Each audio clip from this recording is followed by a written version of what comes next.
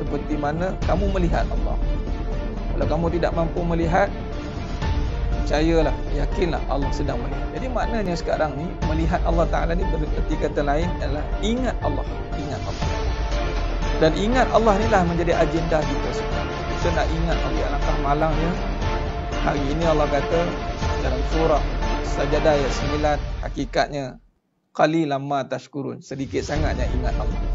Summa sawwahu wa nafakha fihi min ruh ja'alakumus sam'a wal absara wal afidah qalilan ma tashkurun.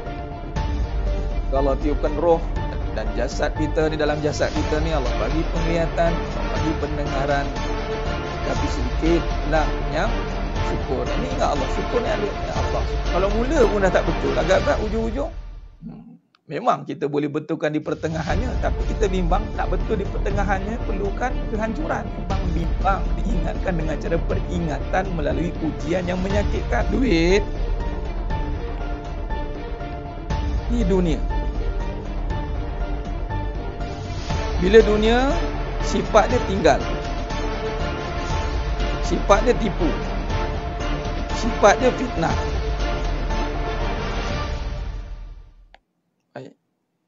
Soalannya, kalau kita terus pergi bersandar pada duit, maka kita akan kena tinggal, kena tipu. Duit itu makhluk atau kejadian?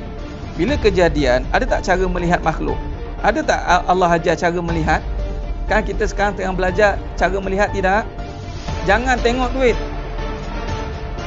Kalau siapa tengok duit, jadi mata di kaedah yang Allah ajar melalui kaedah Tariq Nubuwah. Qara bismi Rabb bikallazi khalaqa. Bacalah bismi Rabb, bismi Rabb bikallazi khalaqa. Nah, cuba tengok ni sedang jemaah mata Allah SWT. Cuba tengok, perhati baik-baik. Cuba tengok. Pertama, kedua, ketiga. Bacalah dengan nama. Dengan nama siapa? Rabb. Nama siapa? Nama yang menjadikan duit. Duit tu kejadian tidak? Ya. Sekarang ni duit kita dah ada nama. Sekarang ni bila kita baca dengan nama yang menjadikan duit, Nabi kata bermula dengan bismillah, dengan nama Allah.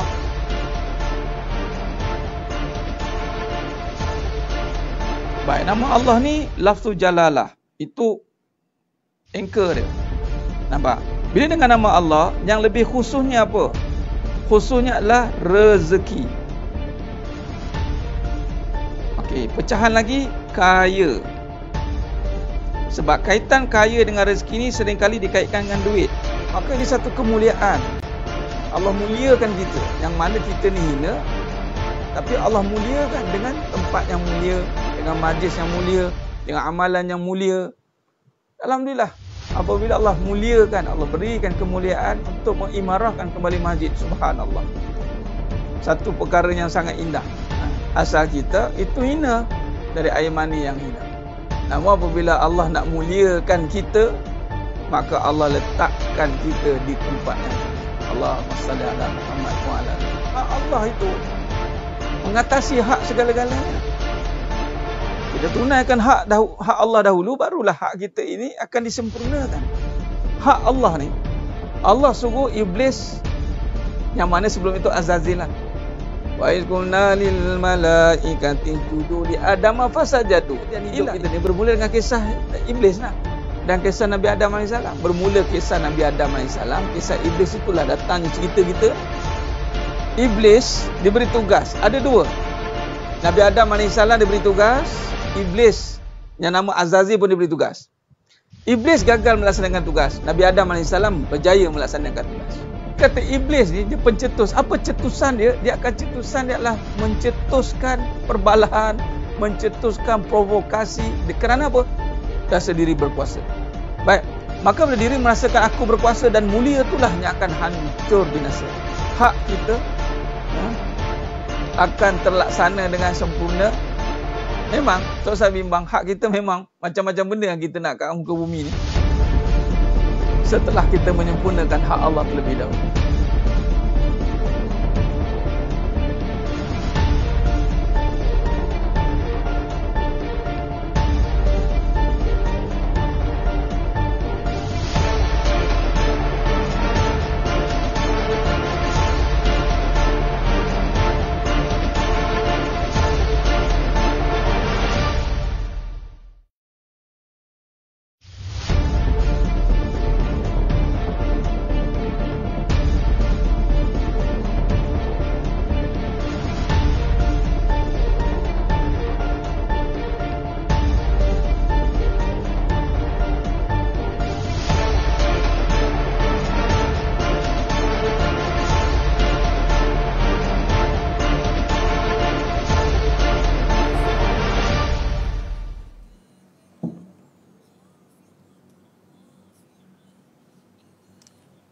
Assalamualaikum warahmatullahi wabarakatuh.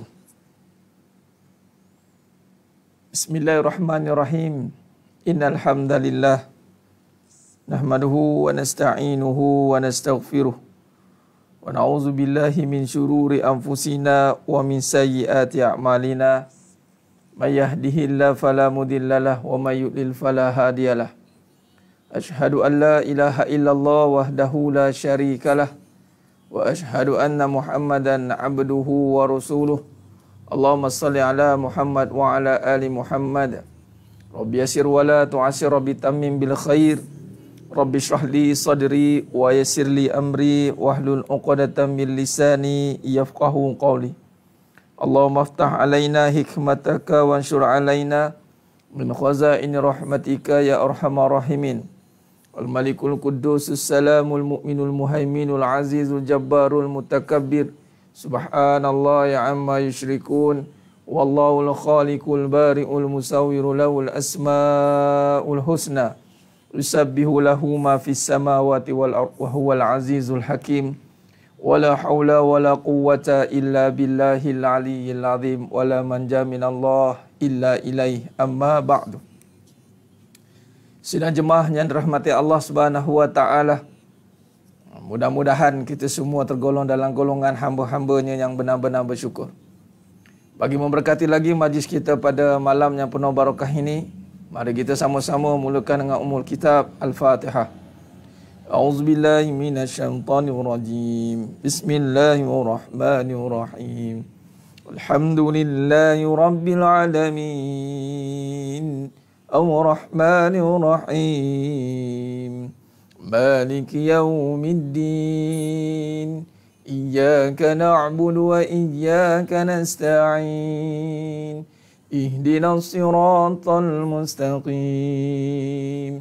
Siratal ladzina an'amta 'alaihim ghairil maghdubi 'alaihim waladdallin.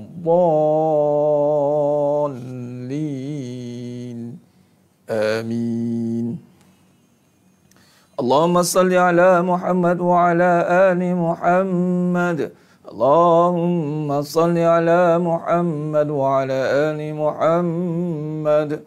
Allahumma salli ala Muhammad wa ala ali Muhammad. Allahumma salli salatan kamilatan wa sallim salaman tamman ala sayyidina Muhammad الذي تنحل بالعقد وتنفى بالقرب وتقضى بالحوائج وتنال بالغرائب وحسن الخواتم ويستسقى الغمام بوجهه الكريم وعلى آله وصحبه في كل لمحة ونفس بعدد كل معلوم لك برحمتك يا أرحم الراحمين. اللهم صل على نور الأنوار وسر الأسرار وترياك الأخيار ومفتاح الباب اليسار سيدنا ومولانا محمد المختار وآله الأطهر وأصحاب الأخيار عدد نعم الله وإنضاله. الله يا رحمن يا رحيم يا فتاه يا عليم يا رزاق يا وهاب يا حي يا قيوم برحمتك أستغيث. Alhamdulillah, alhamdulillah, summa alhamdulillah ala kulli ni'mah. Alhamdulillah. Pertama mula dan selama-lamanya kita bersyukur kepada Allah Azza wa Jalla dipertemukan lagi kita dalam majlis ilmu secara online ni dalam Taman Syurga, Taman Syurga Maya, Taman Syurga secara online. Alhamdulillah. Alhamdulillah, semua alhamdulillah. Pertama mula mari kita sama-sama perbetulkan niat kita.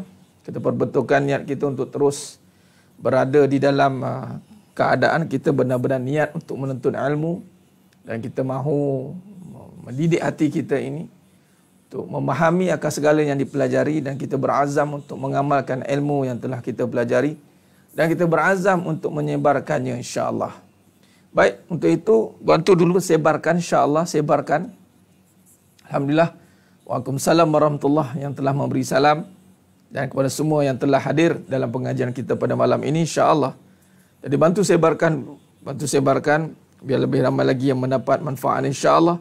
Moga-moga Allah bantu lagi dalam pengajian kita pada malam yang penuh barakah. InsyaAllah Allah bantu kita untuk memahami, menyingkapi tabir-tabir yang tersirat di sebalik yang tersurat itu, tabir kehidupan.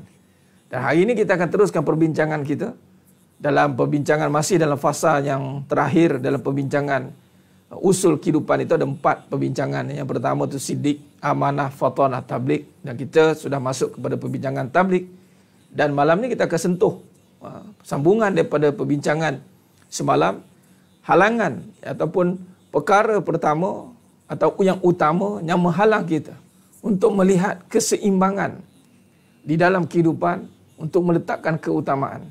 Dalam fasa tabligh ini kita banyak menyentuh tentang bagaimana kita nak mengurus pandangan mata hati, ainul basirah. Pandangan mata hati ini adalah melihat kebaikan dalam setiap kejadian, melihat kebaikan dalam setiap suruhan, melihat kebaikan dalam setiap segala apa yang telah Allah jadikan. Maka ini melibatkan tentang mata hati, penglihatan mata hati, ainul basirah, itu mata hati. Dan apabila kita nak kaji tentang kehidupan, berbincang soal perkara yang tersirat, bukan berbincang soal syariat kehidupan. Beza ya. Sebut hakikat kehidupan bermakna perkara yang di sebalik apa yang kita lihat. Kalau sebut syariat kehidupan, itu perkara yang zahir. Macam kita beribadat, kalau konteks syariat, hakikat. Kalau sebut saja syariat, itu yang zahir. Sebutnya hakikat, itu yang batin. Kalau pergi pada ibadat, syariat ibadat, itu yang fikih. Yang mana yang kita nampak pada rukun Islam, itu syariat, syiar, nampak. Kalau pergi kepada hakikat, itu pengisiannya. Yang ini konsep ibadat yang menuju kepada pengisian ibadah itu. Itu dia hakikat. Dia sebut syariat dan hakikat. Syariat itu zahir, hakikat itu yang batin, yang tersembunyi di sebalik syariat. Maka dalam konsep ibadat tadi begitu. Kalau sekiranya kalau kita boleh pecahkan dia, qauli, fi'li, qalbi, itu qauli dan fi'li itu syariat, qalbi itu hakikat. Baik. Tapi bila kita sentuh dalam konsep kehidupan, syariat kehidupan, hakikat kehidupan. Syariat kehidupan, apa yang kita nampak depan mata. Contoh syariat kehidupan itu apa? Makan, minum, itu syariat. Kahwin, perkahwinan, itu syariat. Pekerjaan, itu syariat. Apa saja yang kita nampak dengan mata kepala, itu syariat. Adapun hakikat, itu di sebalik perkara yang kita lihat. Contoh perkahwinan, pernikahan. Hakikatnya itu adalah tentang kasih sayang. Itu hakikat. Pekerjaan. Kita nampak perbuatan untuk mencari duit. Itu syariat. Tetapi hakikat di sebalik pekerjaan cari duit itu melibatkan rezeki. Nah, apabila kita meletakkan perbincangan tentang hakikat, maka sudah pasti perbincangannya adalah melibatkan perkara yang gaib, yang tersembunyi, yang halus. Maka apakah yang utama dalam melihat, ataupun apakah elemen yang utama yang digunakan untuk melihat perkara yang halus ini? Itulah mata hati. Itulah balik pada ainul basirah itu. Mata hati, ainul basirah. Baik, hari ini sidang jemaah mata Allah SWT, apabila kita gagal menggunakan penglihatan yang sebenar, itulah penglihatan mata hati. Itu penglihatan yang sebenar. Maka kita bimbang, kita akan tertipu dengan kebendaan. Ini kata fitnah. Kita akan tertipu dengan perbuatan semata-mata. Kita akan tertipu dengan alam kebendaan semata-mata. Kerana hidup ini ada dua kan, zahir dan batin. Zahir dan batin. Ya ada dua, siang dan malam. Kalau kita sibuk dengan hanya kebendaan, kita lupa ada yang menjadikan benda itu. Yang ini yang kita nak tekankan. Apabila kita memahami kehidupan dalam sudut pandang yang lebih luas, kita tidak tumpu pada satu angle saja, yang ini kebendaan, yang ini membawa kepada jumud. Kita pergi kepada pandangan yang lebih luas. Itulah pandangan mata hati. Dan lebih luas daripada mata hati itu adalah pandangan yang bersamanya itu dengan kekuasaan Allah. Itulah iman. Nampak sidang jemaah mata Allah Subhanahu Wa Taala. Baik. Maka di sini boleh kita buat satu kesimpulan. Dalam kesimpulan, kita melihat bahawa bila kaitkan dengan hakikat, tunjangnya adalah keimanan. Itu dia. Itu kata kunci kita. Kata kunci kita adalah untuk kaitkan bahawa bila melihat yang gaib, maka jangan gunakan pandangan yang zahir. Untuk melihat rezeki, jangan gunakan duit. Jangan gunakan mata kepala kita ini. Bicara soal rezeki, jangan diukur perbuatan. Ada perbincangannya berbeza, tuan-tuan. Jadi sedang jemaah mata Allah Subhanahu Wa Taala. Ya Mak Umi, keluar je Mak Umi, loading keluar balik, masuk balik. Loading masuk balik, keluar balik. Kita dah start dah ni. Mana-mana yang ada masalah loading tu keluar masuk balik, loading masuk balik. Itulah dia. Kadang duk borak sampai ke sudah tak habis cerita kat situ bang. Allahumma salli ala Muhammad wa ala ali Muhammad. Khair, mudah-mudahanlah Allah bantu. Allah bantu mudahkan teknikal kita ni, ya. Mana-mana yang sedang berhadapi dengan teknikal tu, uruskanlah teknikal tu dengan baik-baik, insya-Allah. Baik. Fokus kepada perbincangan kita pada malamnya penuh barakah ni, ya. Baik, bila sebut tentang sandaran kehidupan, kenapa Ustaz kali ni saya hati saya ni lapang sekarang dengan kehidupan yang ada ni. Kenapa ya? Sebab kita dah keluar daripada adat kebiasaan melihat kehidupan. Ini melihat kebendaan, itu adat. Bila sebut kehidupan, adatnya apa? Kebendaan. Sebut kehidupan, adatnya adalah kebendaan. Itu adat. Betul tidak? Mencari kebendaan. Ini adat. Tadi kita tak mau duduk pada adat. Kita tak mau duduk pada adat. Kita nak jadikan dia jadi ibadat. Nah, bila jadi ibadah, kata kunci ataupun perkara asas pada ibadah itu adalah akidah. Asas kepada ibadah itu akidah. Kalau kita nak jadikan kehidupan kita ibadah, sudah pasti asasnya akidah. Nah, jadi kehidupan kita ini nak dijadikan ibadah. Setuju? Ya Ustaz, saya nak jadikan hidup saya ini semuanya ibadah. Nah, kalau terasnya ibadah, maka apakah tunjang ataupun pokok ataupun akar kepada ibadah? Itu akidah, iman. Jadi makna kata kehidupan kita ini mesti dengan iman. Ini saya cuba nak rangkumkan kembali perbincangan kita ini, supaya kita tidak terperangkap dengan hanya amalan tetapi tidak bersamanya kefahaman. Kita hanya dengar dek mata dan telinga kita mendengar dan melihat saja, tapi kehidupan kita tidak pergi kepada asas sebenar. Ini kita tak nak, ya. Allahumma salli ala Muhammad wa ala ali Muhammad, ya. Jadi sidang jemaah mata Allah Subhanahu Wa Taala, bila pergi kepada perbincangan asas ibadah itu adalah akidah, kita nak jadikan kehidupan kita itu sebagai ibadah, sudah pasti perbincangannya adalah akidah. Maknanya perbincangannya adalah akidah. Baik, bila akidah yang menjadi tunggak kepada kehidupan, apakah yang dinamakan tentang akidah ataupun apakah bagaimana kaedah akidah dalam kehidupan itu? Maka kaedahnya adalah kita nak melihat bagaimana dia melihat kehidupan dengan keimanan. Itu keimanan akidah. Itu mata hati. Itulah mata hati. Tasdiq bil qalbi. Membenarkan dengan mata hati. Jadi sedang jemaah mata Allah Subhanahu Wa Taala. Baik, dalam kehidupan ini selagi mana kita tidak mampu membimbing mata hati kita itu untuk menjadi teraju di dalam kehidupan kita, maka selagi itulah kehidupan kita tiada hala tuju. Haru biru. Dia akan jadi haru biru. Kehidupan itu terhad. Dia akan jadi penat. Dia akan jadi satu keadaan yang terhimpit. Dia akan membuat kita rasa sempit. Kenapa? Kerana tidak menguasai mata hati. Basirah tadi.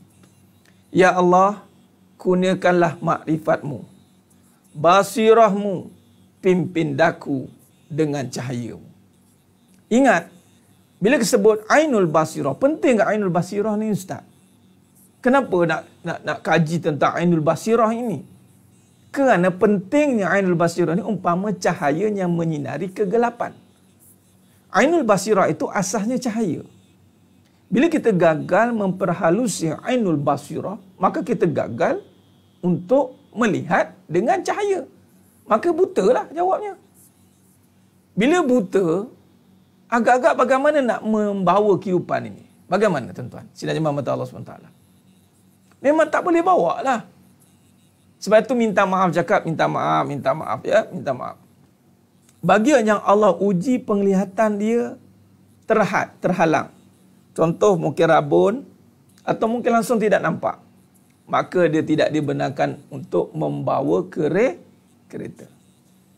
Rabun yang rabun betul tu. Kan antara syarat asas untuk luluh lesen, untuk syarat ambil lesen, mesti dia boleh melihat. Betul tidak? Jadi mana-mana yang Allah uji penglihatan itu tidak mampu dilihat dengan baik, zahir, maka dia tidak boleh membawa kenderaan. Nampak?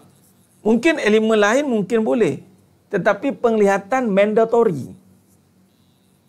Jadi bagaimana kehidupan yang buta hati tiba-tiba membimbing orang lain, tiba-tiba nak membawa orang kepada, oh ini tip kehidupan. Bagaimana dia mentafsir kehidupan sedangkan Ainul Basirah pun dia tidak faham? Bagaimana dia memberi tip-tip kehidupan sedangkan mata hatinya masih berbicara soal perasaan? Masih sakit hati? Nampak tidak? Masih lagi ada cerita tentang berbolak-baliknya diri dia itu? Maka ini yang bahaya. Pentingnya mata hati. Pentingnya mata hati.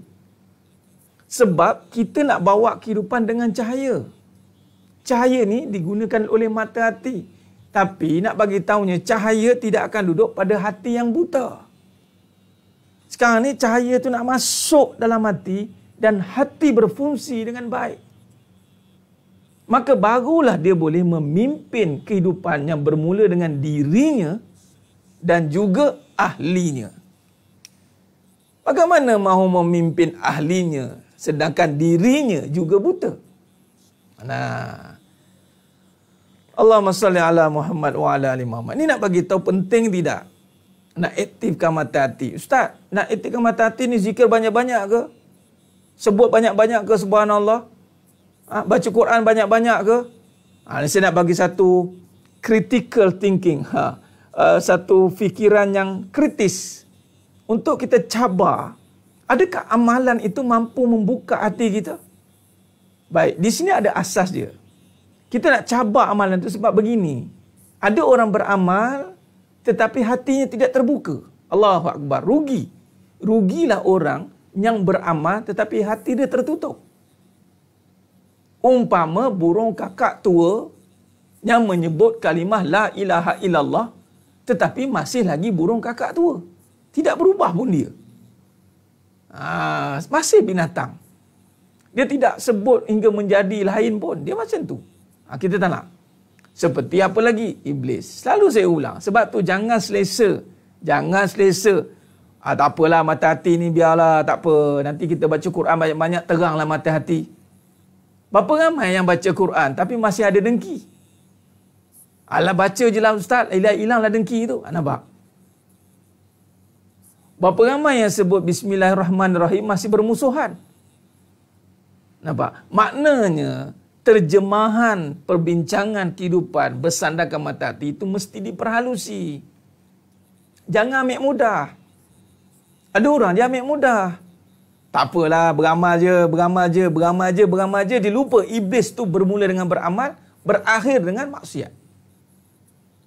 Kita lupa sejarah telah merakamkan, Allah telah merakamkan kejadian yang Allah pernah muliakan satu ketika dahulu, tiba-tiba berakhir dengan sehina-hina kejadian. Kenapa? Sebab itu jangan lagi tertipu. Jangan tertipu. Soalannya di sini adalah jangan tertipu dengan kehidupan ini. Jangan tertipu. Jangan ambil mudah. Apatah lagi kalau tentang hati. Jangan mudah-mudah. Alah tak apalah. Jangan mudah-mudah. Menuntut ilmu tapi tak amal. Dia beramal Puan Elfitra. Dia beramal tetapi amalan dia tidak sampai.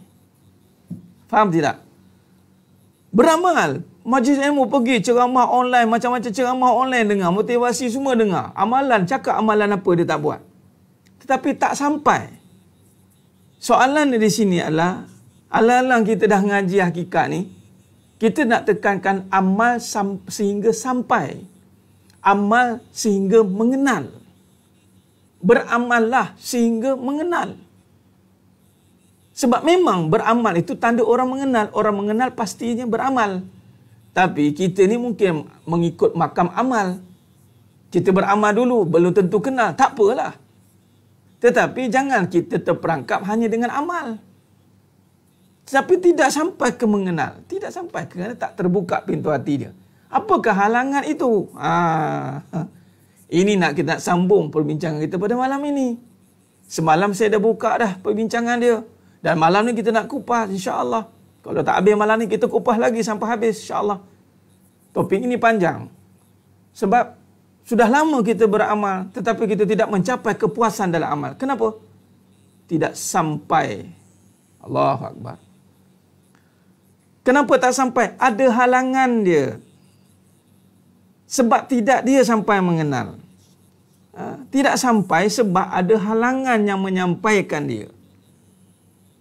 Terhalang dia. Apa tidak? Jadi sedang jemaah mata Allah Subhanahu Wa Taala. Halangannya apa?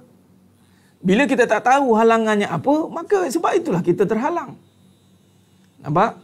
Allahumma salli ala Muhammad wa ala ali Muhammad. Sebab itu sidang jemaah yang dirahmati Allah Subhanahu Wa Taala. Kena faham dulu. Oh, amalan ni boleh terhalang Ustaz? Boleh. Apa halangannya? Bila kita tanya apa halangannya, bermaksud kemungkinan besar kita tidak jelas apakah halangannya. Ataupun kemungkinan besar kita dah tahu halangannya tetapi tidak tahu mengatasinya. Kita dah tahu dah halangan dia tetapi tidak tahu cara mengatasinya. Nah, itulah halangan dia Puan Nurul Atikah Ahmad Jaafar, dan yang lain, Puan Sakinah Jusuf. Halangannya itu adalah dunia. Halangan yang paling besar, kata Al-Imam Ghazali rahimahullah ta'ala dalam kitab Minhajul Abidin, halangan untuk kita sampai kepada Allah itu adalah dunia. Dan dunia bukan sekadar itu, malah hubbud dunia, kata Nabi. Kita bercinta dengan dunia. Bila kita sudah jatuh cinta dengan dunia, jangan impikan untuk melakukan amalan kerana Allah. Jangan mimpikan. Halangan ini kita kena atasi dan kita kena keluar daripada perkara ini. Ini halangan yang paling besar. Dan semua tunggangan, semua perkara musuh-musuh, Allah akan menjadikan dunia sebagai tunggangan. Nafsu menunggang dunia. Iblis menunggang dunia. Semua segala perkara kejahatan akan menunggang dunia. Inilah yang dinamakan, kata Al-Imam Hasan Al-Basri rahimahullah ta'ala, hubbud dunya ra'sul khati'ah. Cinta dunia kepala bagi segala kejahatan. Allahumma salli ala Muhammad wa ala ali Muhammad. Kita nak nafikan, saya tak cinta dunia Ustaz. Kalau orang yang tak cinta dunia, sudah pasti dia tidak ada track record kecewa dengan dunia. Pertama, kita cek dulu. Pernahkah kita melalui kekecewaan di dunia? Pernah. Bermaksud kita pernah ada kontak dengan cinta dunia. Orang yang pernah melalui fasa-fasa kekecewaan. Adanya inbox saya tadi, Ustaz, boleh cerita tak tentang kekecewaan sikit malam ni?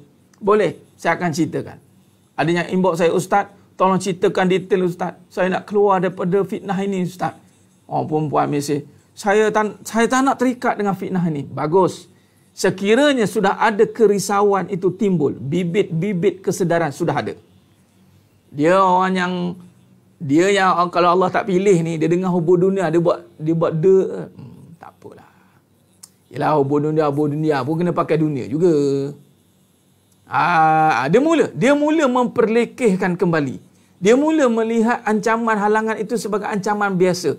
Walhal ancaman itu sangat dibimbangkan oleh Nabi SAW. Nabi cukup bimbangkan. Inilah kebimbangan Nabi SAW kepada umatnya di akhir zaman. Tapi kita ni yang makam agak-agak dah capai, kata dah amal, konon-konon amalnya makam tinggi ni, bila sebut hubur dunia, kita tak ambil berat pun. Kita anggap macam, yelah, yang penting kena seimbang lah. Ya. Yang penting kita kena seimbang. Dunia pun penting juga. Dia bukan apa. Kita jangan terlampau keras. Sebab kita, ya, Islam ini bukan membuang dunia. Dia cuba lagi bagi kredit. Sedangkan Nabi risau dan risau. Sangat tidak bertepatan dengan perjalanan baginda Nabi SAW. Nampak? Saya tak nak terikat dengan fitnah dunia, Ustaz Puan Nek Robiah. Ya, semua orang tak nak terikat dengan cinta dunia. Saya yakin dan pasti. Semua yang menonton dalam ini, semua tak nak terlibat dengan cinta dunia. Tetapi apakan daya, cinta itu meresap masuk tanpa kita duga. Cinta dunia ini meresap masuk tanpa kita sedar. Cinta dunia ini masuk tanpa kita sedar dan kita duga dia meresapi dalam hati kita. Tanpa sedar. Dan peratusan untuk terkena dengan cinta dunia ini adalah sangat tinggi. Macam COVID lah. Tapi orang dengar macam biasa. Kita ingat kita boleh atasinya dengan istighfar semata-mata. Kalau dengan hanya istighfar, dengan lapas, kenapa ulama bersisa Bani Israel itu akhirnya tumpas? Jangan ambil mudah. Prinsip pertama, jangan ambil mudah dengan fitnah ini. Nampak? Ya, Tuan Raja Sarizal. Macam pernah aku dengar ayat itu, gaya pun sama. Ya. Tak, kita tak tuju pada siapa-siapa. Tapi ini yang kita hadapi. Bila sebut cinta dunia, kita nak kupas, dia mula elak. Dia seakan-akan macam, tak apa, nanti kita beramal lama-lama hilang lah tu cinta tu. Ingat senang nak lama-lama hilang? Ingat boleh hilang begitu saja ke?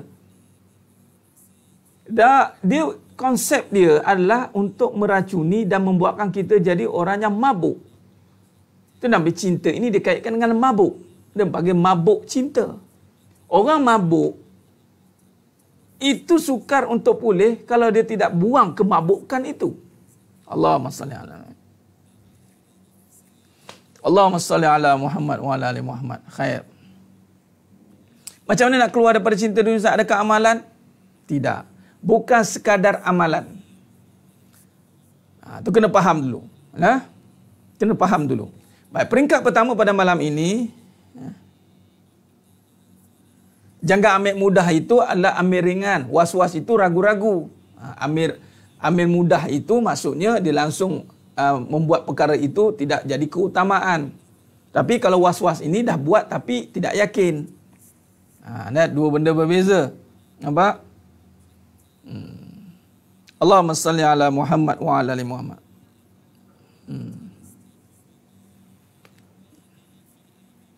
Kereta tak. Ya, Tuan Engku Faiz. Sebab itu Piramli dah sebut dah. Di manakah letaknya kekuatan Hang Tuah? Di hurufnya kah? Atau di tenaganya? Di tengkoloknya kah? Di kerisnya kah? Atau di tenaganya? Ulang sekali soalan. Di manakah terletaknya kekuatan Hang Tuah? Di kerisnya kah? Atau di tenaganya? Piramli pun jawab. Kekuatan Hang Tuah tetap pada hurufnya ta. Ta, waw, alif, ha, tuah. Kalau ta tukar kepada ba, maka hang, buah tidak kuat. Nah, di sini ada kata kuncinya juga. Bagaimana nak keluar daripada ta jadi ba? Itu kata kuncinya, ta tukar jadi ba. Nak keluar daripada fitnah ni, bagus. Tuan tadi saya dah nak sentuh dah tu. Kan? Bila sebut ta, anda terkaedah untuk keluar daripada fitnah dunia, harta, wanita, tahta. Jangan duduk dekat ta, tapi duduk kat mana? Duduk dekat ba. Huruf ba. Huruf ba. Nampak? Maka dengan huruf ba itulah kita akan faham bagaimana nak keluar daripada fitnah itu. Allahumma salli ala Muhammad wa ala ali Muhammad. Khair. Jadi sidang penonton, sidang jemaahnya dirahmati Allah Subhanahu wa taala. Ba, ta tukar pada ba, basirah. Ba dengan. Maka kalau nak keluar daripada fitnah harta, maka jangan duduk pada ta. Duduk pada bar. Itu salah satu yang pertama. Baik, jadi sebenarnya mata Allah SWT banyak dalil-dalil yang kita akan bawakan pada malamnya penuh barakah ini untuk kita perhatikan. Untuk kita perhatikan insya-Allah. Dan kita perhalusi satu persatu sedikit pada malam ini insya-Allah. Nah? Okey, baik. Jadi sebelum itu 2 minit. Allahumma salli ala Muhammad wa ala. Tunggu sebentar ya.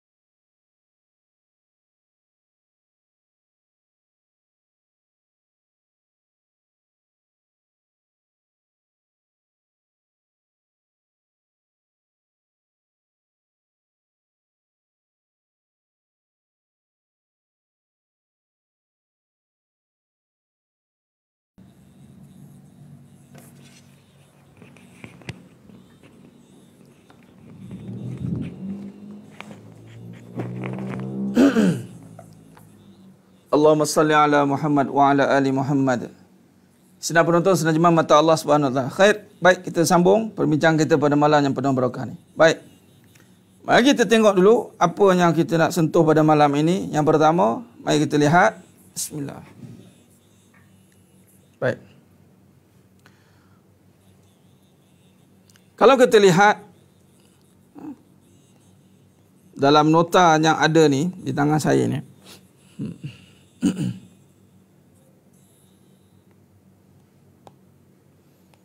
Allahumma salli ala Muhammad wa ala ali Muhammad. Baik, kita buat dulu. Subhanallah. Allahumma salli ala. Baik, semalam kita sentuh tentang bagaimana melihat keseimbangan ni. Keseimbangan dalam keseimbangan. Lain pula. Okey. Melihat keseimbangan di dalam kehidupan.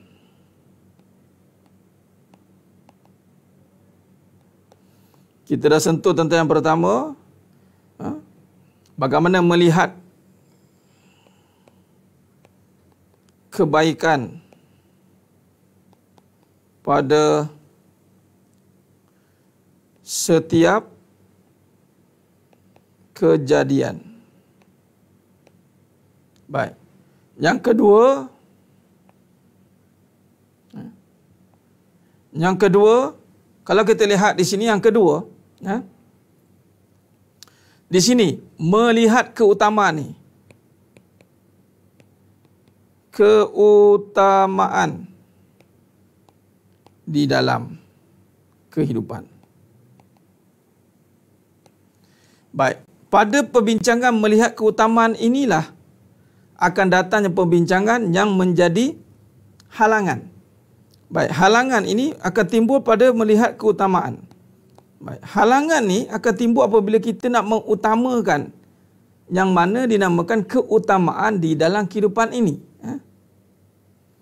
Baik, dalam kehidupan ini keutamaannya itu adalah apa yang utama dalam hidup ini? Itu Allah. Itu keutamaan. Itu maksud kita, tujuan kita itu adalah Allah. Baik. Jadi apabila kita meletakkan tadi melihat dengan mata hati. Bila mata hati kita ini mampu diterjemahkan dengan baik dalam kehidupan, maka sifat yang pertama akan keluar pada diri kita itu adalah sifat bersalah. Rasa bersalah.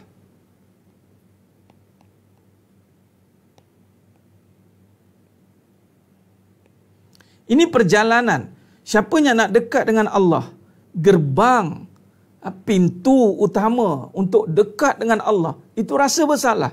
Bila rasa bersalah ini menebal dalam diri dia, maka dia akan tidak lagi duduk pada sifat menyalah.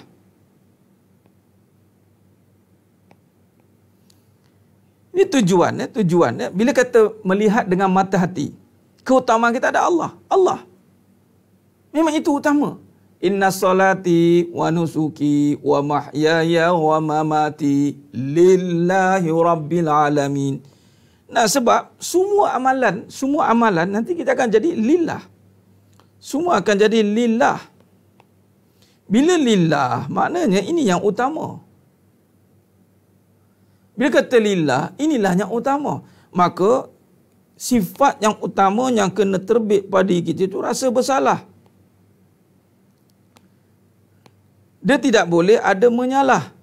Baik, mari kita tengok dulu dia punya susur jalur dia. Supaya kita faham. Supaya kita faham. Allahumma salli ala Muhammad wa ala ali Muhammad. Supaya kita faham.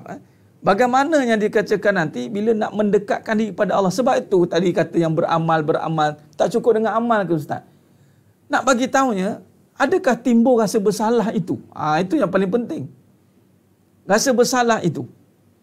Itulah gerbang untuk dekat kepada Allah.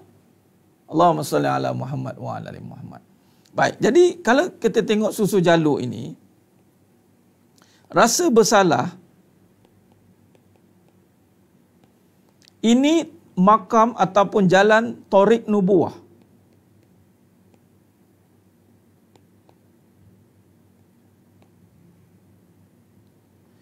Ya, ini jalan kenabian. Ini jalan kenabian. Jalan kenabian itu bermula dengan rasa bersalah. Ingat? Jalan kenabian itu bermula dengan rasa bersalah, bermula Nabi Adam AS.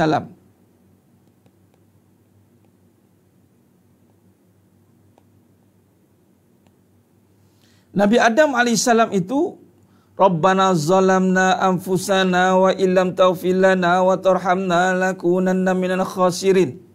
Nampak? Dan terus kepada Nabi Muhammad sallallahu alaihi wasallam. Nabi Muhammad sallallahu alaihi wasallam pun mengasaskan perkara yang sama.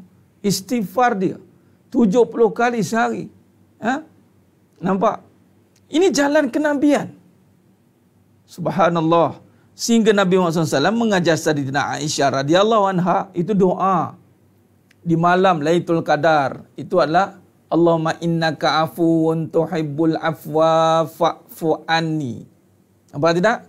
Okey. Jalan kenabian, siapa yang susah nak rasa bersalah, dan ini kita akan sentuh penghalang untuk rasa bersalah tu. Sekarang ini menyalah ini adalah jalan iblis dan syaitan dan semua musuh-musuh Allah. Nampak? Jadi sidang jemaah mata Allah Subhanahu Wa Taala, bila kata menyalah ini jalan iblis yang menyalahkan Nabi Adam AS sehinggalah ke cucu cicitnya. Nampak iblis? Qala fa bi izzatik la ughwiyannahum ajma'in illa ibadaka minhumul mukhlasin. Aku akan sesatkan cucu cicit anak Adam, katanya. Nampak tidak iblis? Dia akan kacau. Dan okey, di sini kita nampak rasa bersalah dan menyalah. Dia tidak boleh duduk serentak. Salah satu. Maka kalau kita ikut kepada jalan Thariq Nubuwah, keutamaan kita Allah, itu kita akan pergi pada rasa bersalah.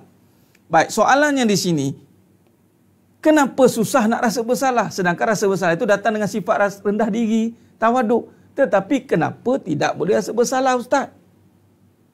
Susah nak rasa bersalah. Itulah cinta dunia.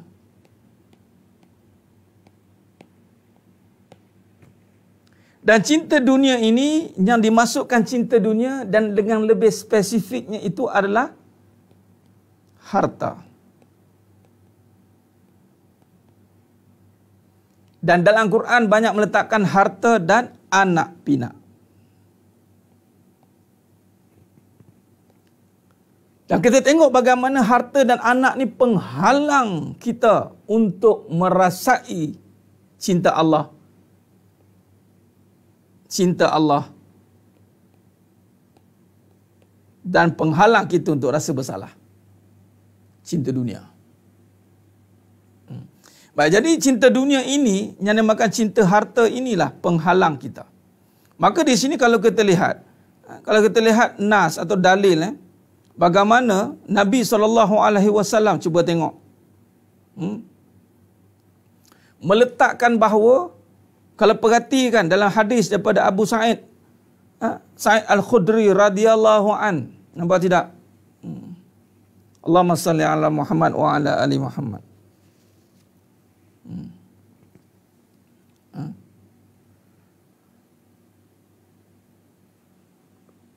Baik. Jadi sidang jemaah mata Allah Subhanahu wa taala, cuba lihat daripada Abu Sa'id Al-Khudri radhiyallahu anhu bersabda, "Inna dunya hulwatun hadiratun wa inna Allah ta'ala mustakhlifukum fiha fayanzuru kaifa ta'malun fattaqud dunya wattaqun nisa." Di sini kata Nabi sallallahu alaihi wasallam, sesungguhnya dunia ini manis. Nabi kata dunia ni manis. Dunia manis dan hijau. Satu. Sifat dunia ni, Nabi akan tunjuk dia manis dan hijau. Yang perhati. Ya? Baik. Menjadikan kalian sebagai khalifah. Yang kedua, Allah jadikan sebagai khalifah. Ini ada 3 perkara di sini. Dan yang ketiga, kalau kita lihat di sini, dan Allah akan melihat apa yang kalian perbuat.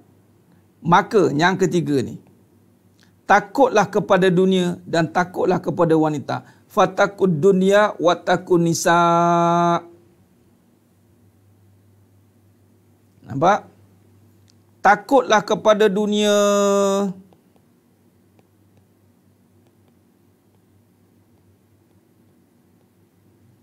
dan kepada wanita. Nampak?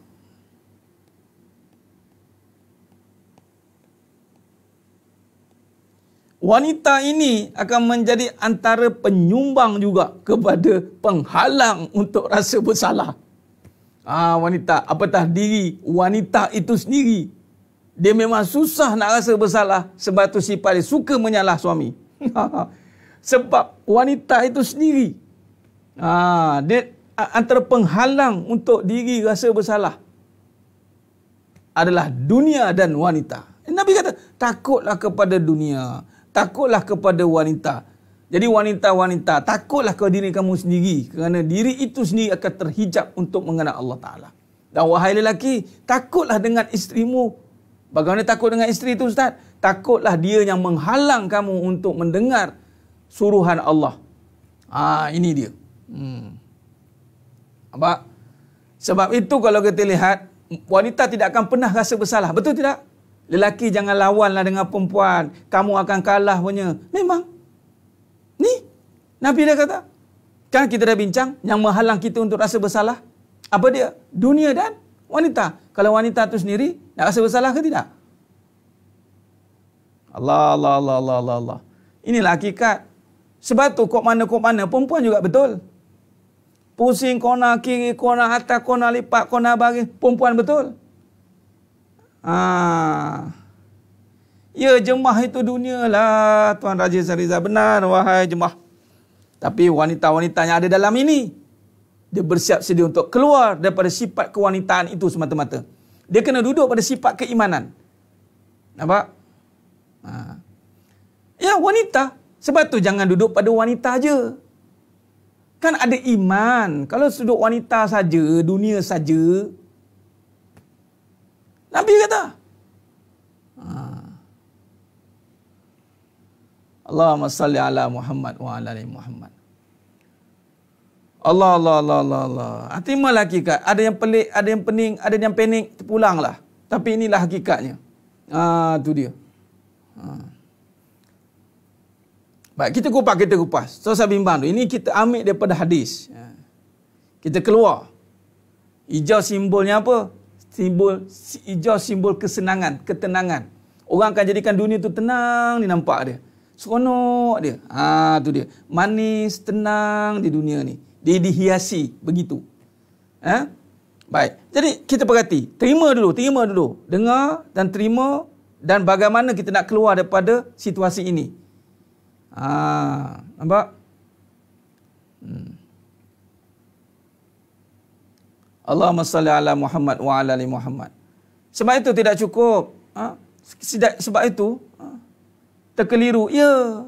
Sebab Puan Zailina, sebab kita tak tahu. Orang perempuan kan terkeliru apabila dirinya juga terfitnah. Sebab tu wanita senang terkeliru. Sebab dia duduk dengan fitnah. Diri dia itu fitnah dah. Wanita itu sendiri fitnah. Bayangkan kalau wanita tidak benar-benar menghayati ilmu agama, iman, maka senang-senanglah dia difitnah. Allahumma salli ala Muhammad. Dan tugas bagi lelaki untuk memastikan wanita-wanita tidak difitnah. Tugas bagi lelaki sepatutnya. Allahu Akbar.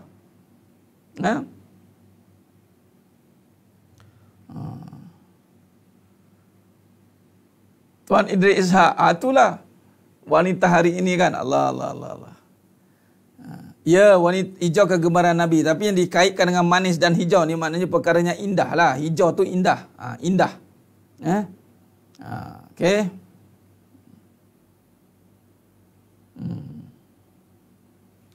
Majoriti dalam kuliah ni wanita, dan apabila majoriti wanita, sudah pasti ada lelaki di sebaliknya.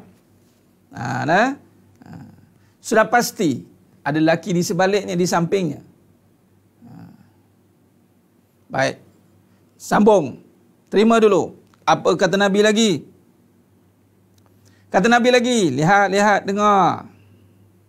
Kata Nabi lagi. Allahumma salli ala Muhammad wa ala ali Muhammad.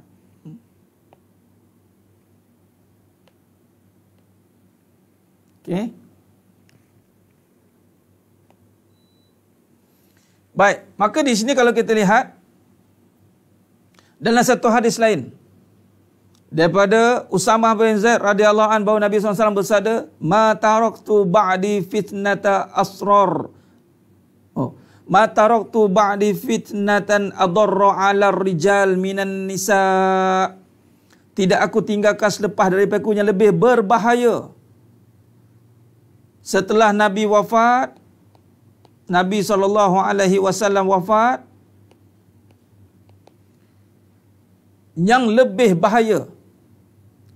Ya, Puan Fazila, terima. Bukan maksudlah terima-terima tu. Memang kena terima. Sebab inilah faktanya, kebenarannya. Sekarang ni, wanita saja tak keluar daripada tu. Bayangkan selama hari ini kita ingat wanita itulah yang menyumbang, yang melihat indahnya wanita, tanpa wanita hilanglah seri segala-galanya. Nabi kata lain, kita kata lain. Macam mana ni? Nabi kata lain, kita kata lain. Macam mana? Jadi kita kena hancurkanlah pandangan orang yang tidak ikut Nabi. Kita kena ikut Nabi SAW. Nabi SAW wafat. Ini satu lagi kenyataan. Nabi SAW wafat. Lalu tidak aku tinggalkan selepas daripadaku yang lebih berbahaya ke atas kaum lelaki. Lelaki, dengar baik-baik. Yang lebih berbahaya itu adalah wanita pada dirinya. Nampak? Berbahaya. Wanita ni berbahaya. Nampak tidak? Wanita.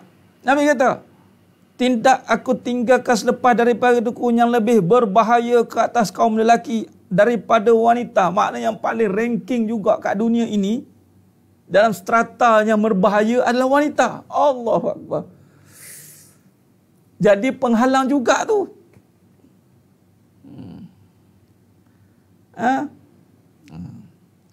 Ni fokus perbincangan. Jangan keluar topik. Allahumma salli ala Muhammad wa ala ali Muhammad. Baik. Jadi sedang jemaah mata Allah Subhanahu wa taala,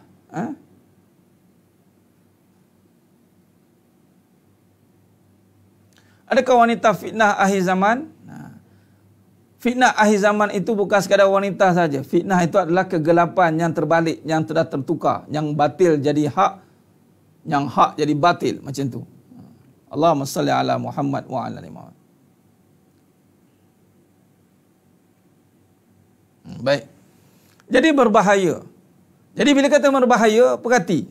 Dia mula bila cerita wanita ni hilang fokus ni. Ni yang menghalang ni. Sekarang pun dah terhalang dah. Bagaimana? Bagaimana nak ni? Baik. Jadi sedang jemaah mata Allah SWT. Sebab itu kita kena tahu. Nabi wafat, Nabi kata, kenapa wanita paling berbahaya? Bagus. Puan khairul wardah. Itu kan bagus soalan begitu. Ya Ustaz. Wanita paling berbahaya kenapa? Mari kita lihat. Kita lihat. Sekarang kita ambil poinnya. Kita poin dia. Poin dia penting sekarang ni, itulah hakikatnya. Bagaimana wanita itu menjadi berbahaya. Dunia itu menjadi perkara berbahaya. Baik. Kita tengok lagi. Tengok lagi kata Nabi SAW. Nabi kata apa lagi? Dalam satu kenyataan lain, dalam hadis lain. Kita keluarkan semua perkara malam ini. Allahumma salli ala Muhammad. Nabi kata, fattakud dunya wattaqun nisa fa inna awwala fitnati bani Israil kanat fin nisa. Maksudnya berhati-hatilah dengan dunia. Berhati-hati, Nabi kata. Berhati-hatilah dengan fitnah wanita.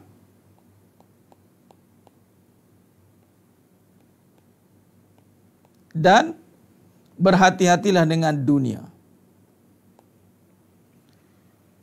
Baik, sekarang ni boleh tak tuan-tuan sedang penonton, sedang jemaah mata Allah Subhanahu Wa Taala, cuba perhati baik apa Nabi duk ulang ni. Saya duk kumpulkan kajian ini.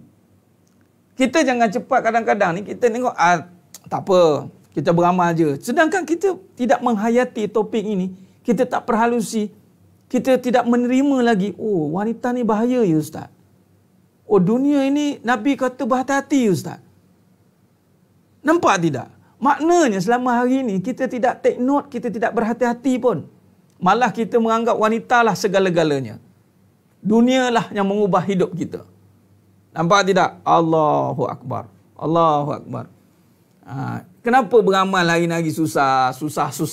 Sebab pertama, kita tidak terima. Rupanya ada kebenaran yang disembunyikan tanpa sedar. Jadi sekarang ni, ini masanya. Bila kita nak pergi tabligh, kita nak menyampaikan, kita nak pergi kepada kehidupan yang benar, maka inilah masanya. Untuk recall kembali, untuk kita muhasabah kembali.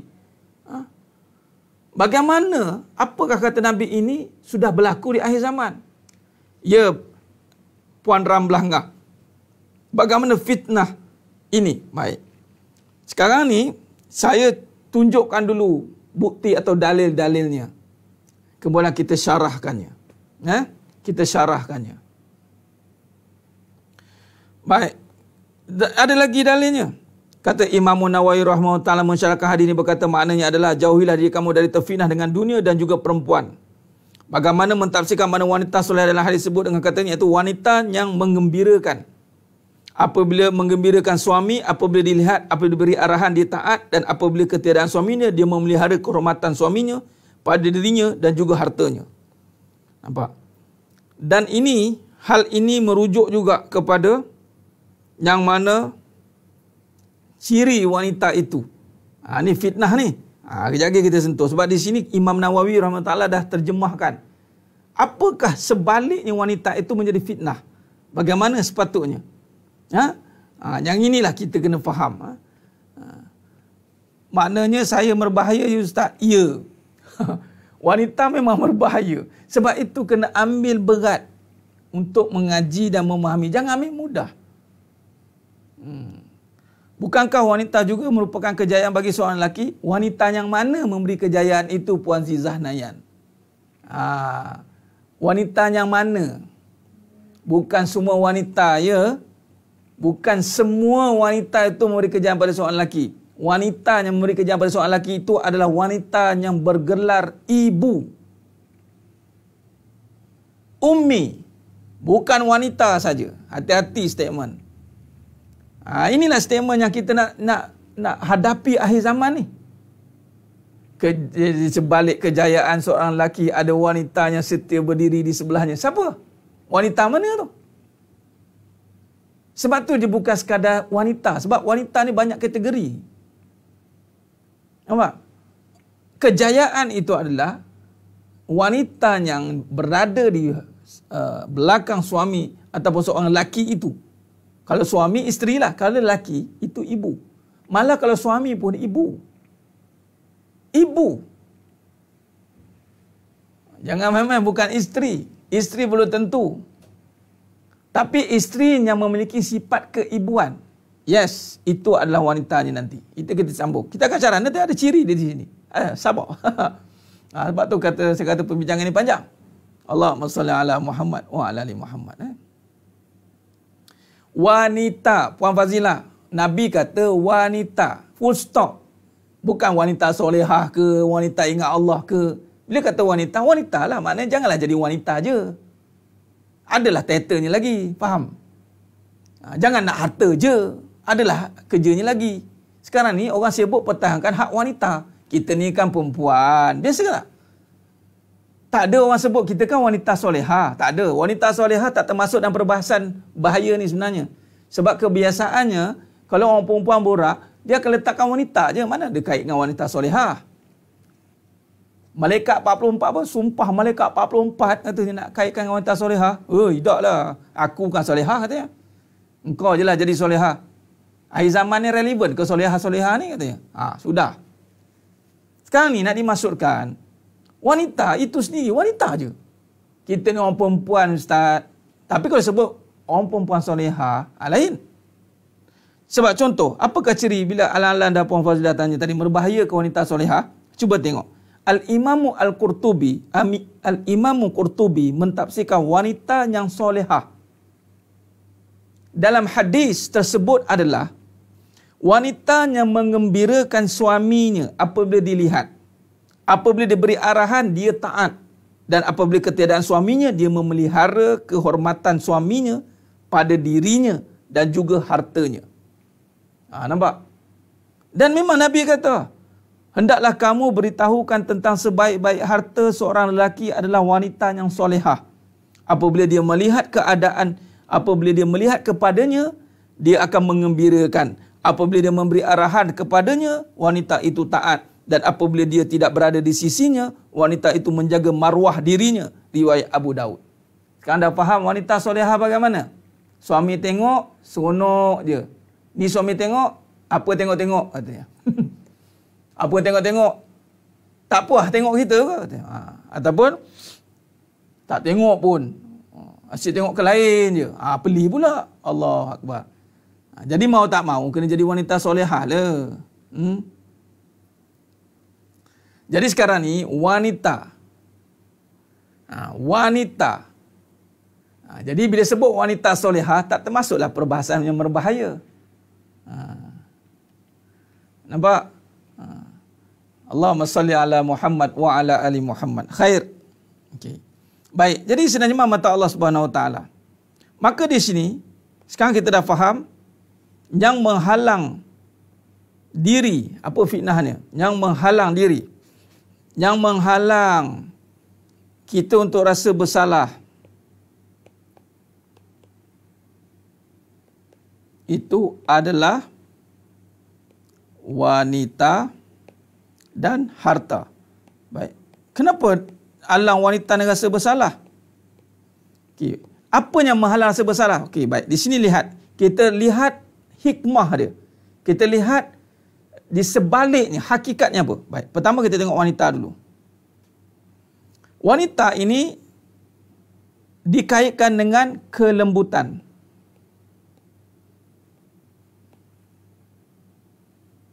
Apalagi sifat wanita ini? Perhatian. Kelembutan, perhatian, banyak lagi. Tapi saya highlightkan kelembutan, perhatian dikaitkan dengan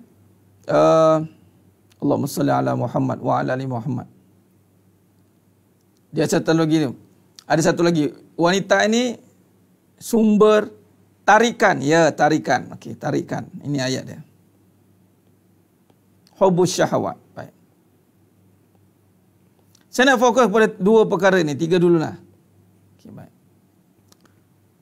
Rasa bersalah itu apabila seorang wanita yang menggunakan kelembutannya pada perkara yang salah. Contoh, kelembutan pada kemaksiatan. Kelembutan pada kemaksiatan. Apa maksud dia? Perhati baik-baik. Kita cuba kupas. Kelembutan ini dengan pujukan. Seperti kisah mana ni? Kisah Nabi Adam alaihi salam. Kisah Nabi Adam alaihi salam. Kita ambil ibrah ya. Bukan maksud nak ambil tengok salah ni, tidak. Allah rakamkan dengan pujukan Hawa. Baik, ketika Siti Hawa berkata kepada Nabi Adam AS dengan satu kelembutan dan pujukan untuk makan buah khuldi. Sedangkan pujukan ini satu pujukan yang salah.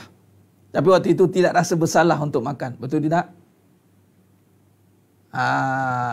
Hati-hati dengan pujukan ini. Apa lagi? Kita lihat. Pujukan kepada perkara yang melibatkan syariat.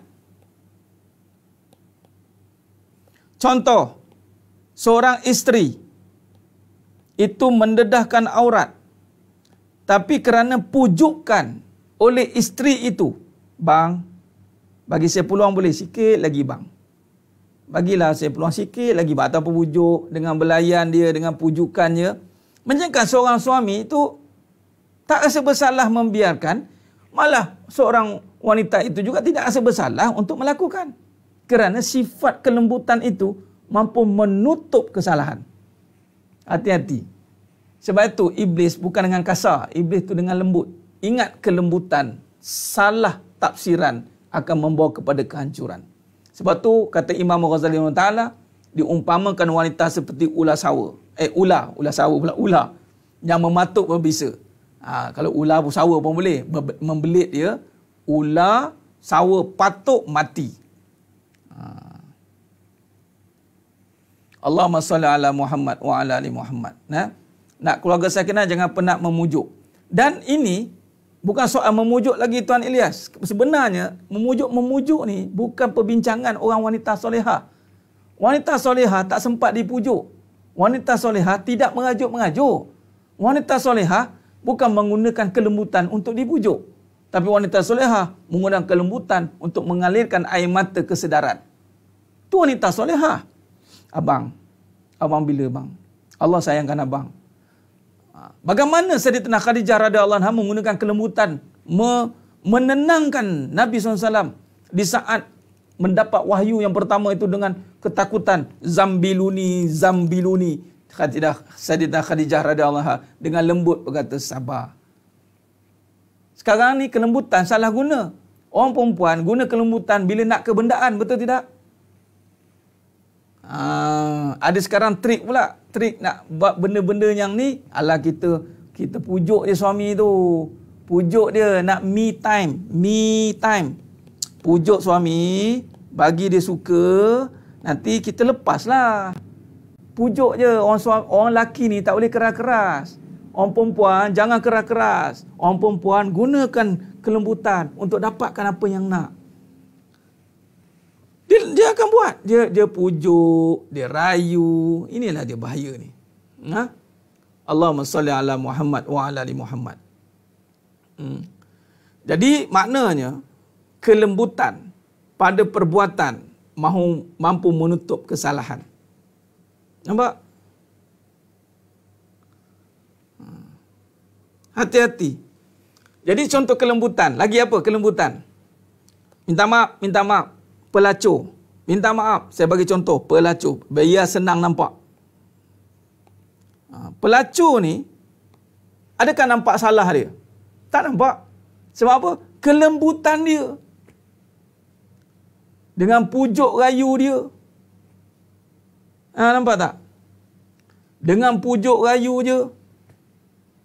Kelembutan dia. Maka dia tidak nampak salah. Pelacur pun sama, ada trik dia. Wanita, dia mampu menzahirkan kelembutan di saat ada kesalahan. Hati-hati. Ni salah, ni dosa besar ni. Kenapa dosa besar ini masih tumpas? Kerana kelembutan dia.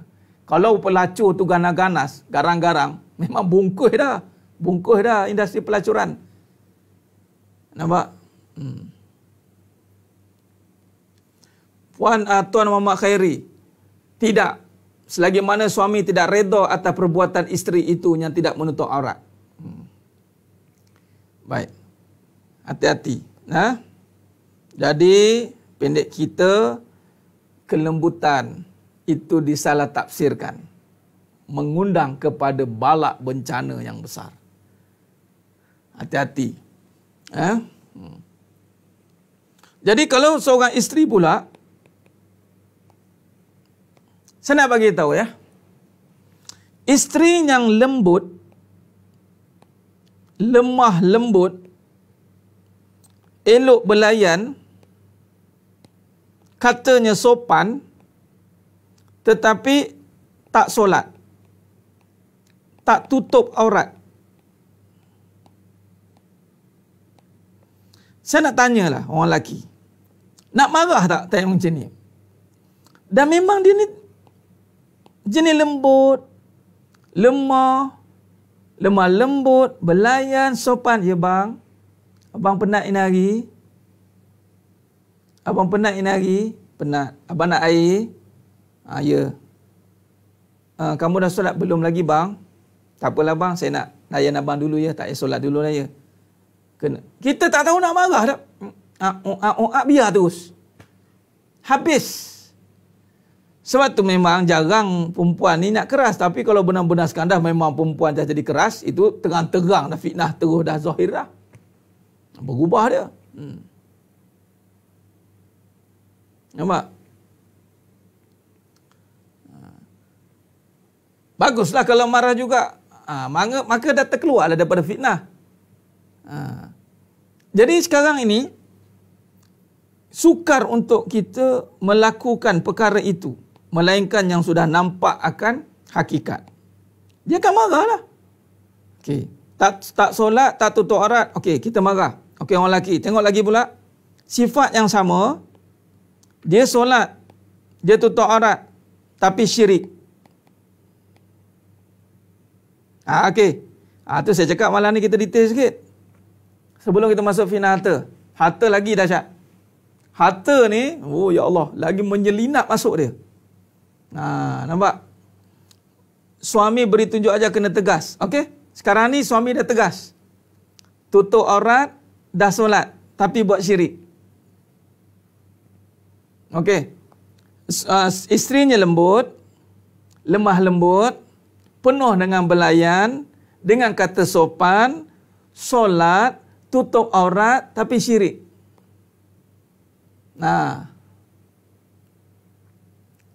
Apa maksud dia? Abang, saya je ada dalam hidup abang.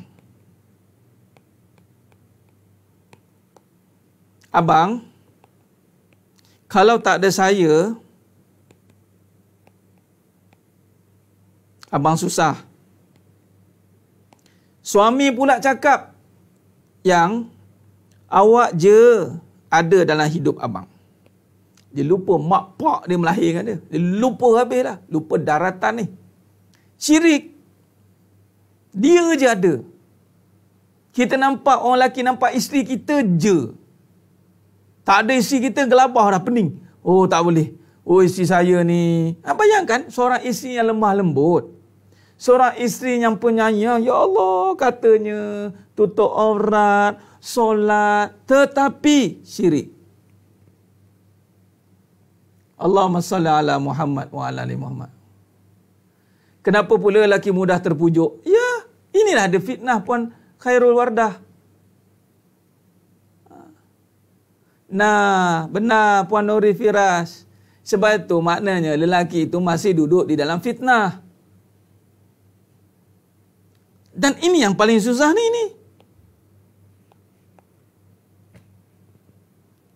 Tak sebersalah abang. Sayalah satu-satunya cinta hati abang.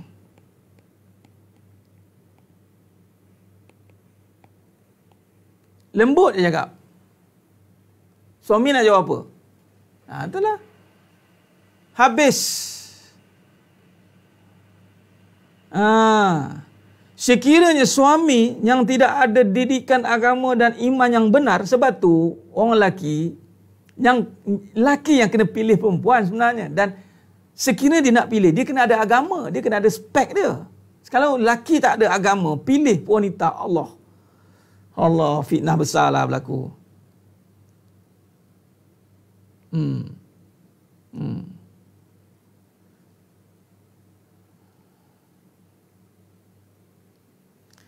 Allah. Nampak? Sekarang ni kena dekat lelaki kan? Tadi saya nak cerita apa tadi, kenapa fitnah bahayanya. Bahayanya pada suami ni. Sebab dia mampu menghancurkan iman seorang lelaki. Iman hancur. Tanpa sedar.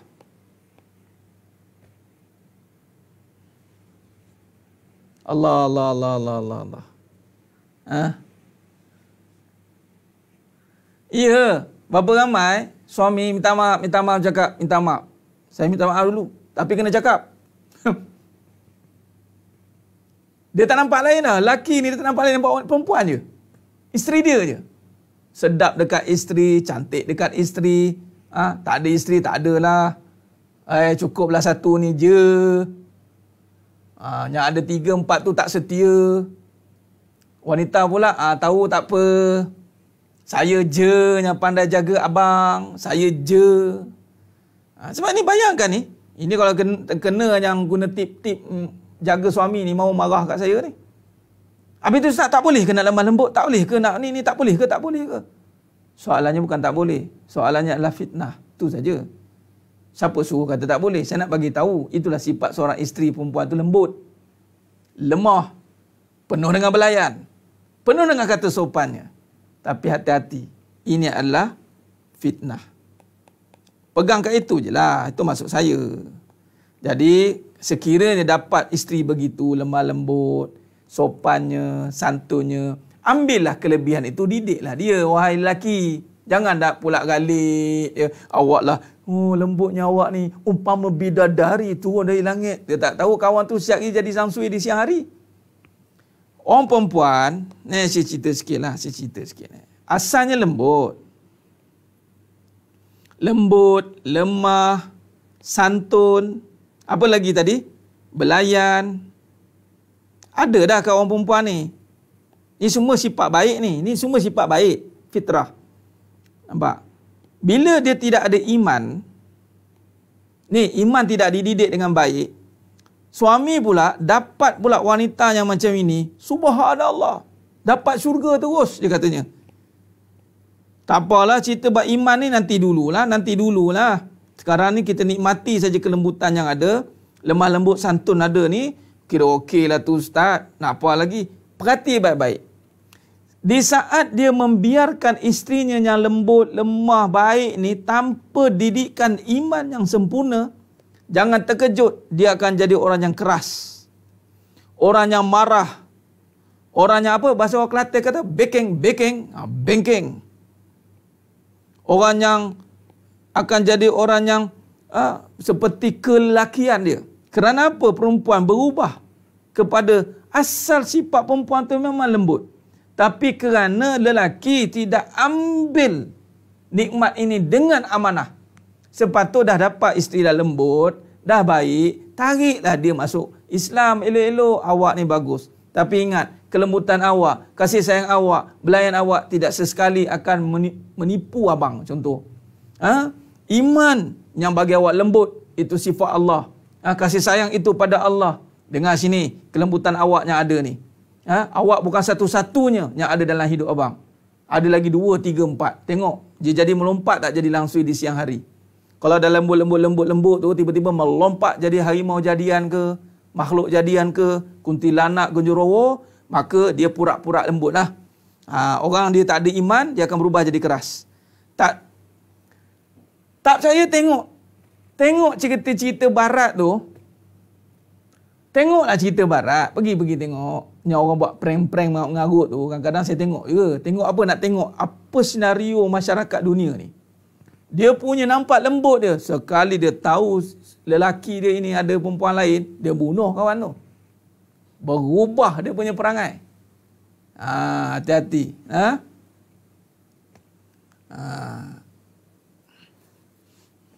Bengkeng dan gedebe. Tu Haji Mahmud ada kan gedebe. Allahu Akbar. Full package bang wanita sah benar. Dah dapat lembut tu. Jangan didik dengan harta. Sekarang ni nak tambah Tuan Haji Sarizah. Nak tambah lagi supaya dia tahu dia bukan satunya. Boleh. Siap payslip bank statement bagai. Tak apa.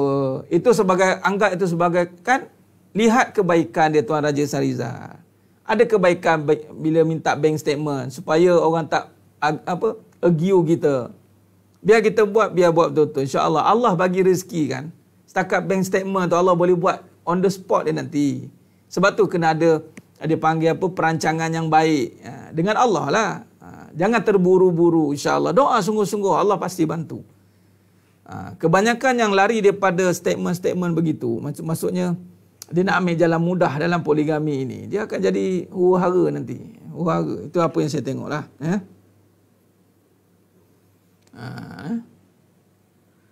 Tak boleh dibiar atau dikasari. Ya, memang tak boleh dikasari. Tapi kalau tidak diisi iman, dia pula yang mengasari. Puan Ila. Orang perempuan ni, sekarang ni kita nampak dikasari oleh lelaki. Puan Ila tahu tak? Ada ketika orang perempuan tak dikasari pun. Saya pernah jumpa satu kes yang mana subhanallah, suami dia punyalah lembut. Tetapi isteri, ya Rabbi, ditinju je kawan tu. Faham? Orang perempuan, iman dia ni, kalau tidak dibentuk dengan iman, dia akan berubah perangai. Itu maksud saya, itulah fitnah tadi. Atau dia salah guna kelembutan itu. Dia salah guna kelembutan hanya untuk kebendaan, hanya untuk keduniaan. Lambat laun, si lelaki ini akan terbenam dengan hanyutan dunia. Dia tak didik. Memang nak cakap ni lelaki kena didik. Ya benar. Saya akan keluarkan statement, memang lelaki kena didik isteri. Dan memang itu amanah. Nampak macam mana? Jangan lari. Duduk jangan lari. Itu dia. Allahumma salli ala Muhammad wa ala ali Muhammad.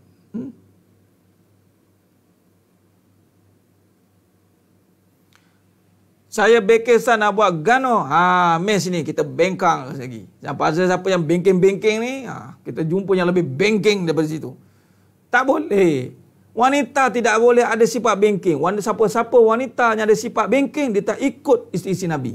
Isteri Nabi tak ada satu punya bengking. Agak-agak nak duduk dengan isteri Nabi, nak ikut wanita soleha, buang perangai iblis tu. Tu perangai iblis tu, bengking-bengking tu. Orang perempuan yang ada sifat bengking, dia dah rasa diri dia hebat. Minta maaf cakap. Dia marah anak dengan bapak dia marah sekali. Dengan suami pun dia marah. Abang pun sama. Berani cakap dengan suami macam tu. Ustaz, Umar Khattab radhiyallahu anhu kena bebe dengan isteri. Siapa kata? Tu riwayat. Betul kita ada kat situ. Ya ke? Sebab ada ulama yang sedang mengkaji balik riwayat itu. Fikir logik. Bebel ke marah? Isteri Sayyidina Umar Khattab radhiyallahu anhu tidak marah. Dia bebel. Bebel ni bukan marah. Sekarang ni kita bukan bebel tapi marah. Marah. Bebel lain. Bebel ni, bang, Penat lah bang, ni pinggan mangkuk tak basuh lah. Habis ni ha, tadi baru makan lagi bang. Ni itu payah ni anak tu main gitu, main ini baju ni 3 periuk ni. Dia cerita popek. Slow dia cakap. Ada ke isteri Sayyidina Umar Khattab marah-marah? Asal marah-marah dia guna dalil isteri Umar Khattab marah-marah. Isteri Nabi tak marah-marah. Jadi belajar kat mana? Belajar dengan iblis lah. Belajar dengan setan. Minta maaf cakap, buang sifat itu. Sifat tu tak boleh pakai. Sebab tu bila wanita mewarisi sifat dunia, dia akan jadi wanita yang baran, wanita yang bengking. Lelaki ustaz, dia pun kena tempiah dia nanti. Lelaki dah tentu arahnya. Dia akan kena nanti. Saya nak cerita. Malam ni kita kasih rapat habisnya orang perempuan. Saya bukan nak menyalahkan orang perempuan. Sebab sayang orang perempuan dan apa, ini kena ceritakan perkara yang sebenar. Sebab sayang ni lah kita bagi tahu. Nabi SAW sangat take care dengan orang perempuan. Sehingga kan siapa wanita yang kena diancam zaman Sayyidina Umar Khattab, seorang je wanita kena ancam. Batalion turun. Kita nak pelihara wanita ni. Tapi dia biarkan diri ni terpengaruh dengan dunia. Hati-hati. Allahumma salli ala Muhammad wa ala ali Muhammad. Jangan. Sebab tu dapat pula gurunya marah. Ustaz marah, Ustaz. Kita marah sebab tak nak bagi marah. Kita marah sebab tak nak bagi marah lah. Cuba jangan marah. Macam tu. Allahumma salli ala Muhammad wa ala ali Muhammad. Ya. Sekarang ni bawa sifat marah tu nak buat gimana? Nak buat gimana sifat marah tu? Orang perempuan. Jadi balik orang perempuan yang sebenar. Nampak?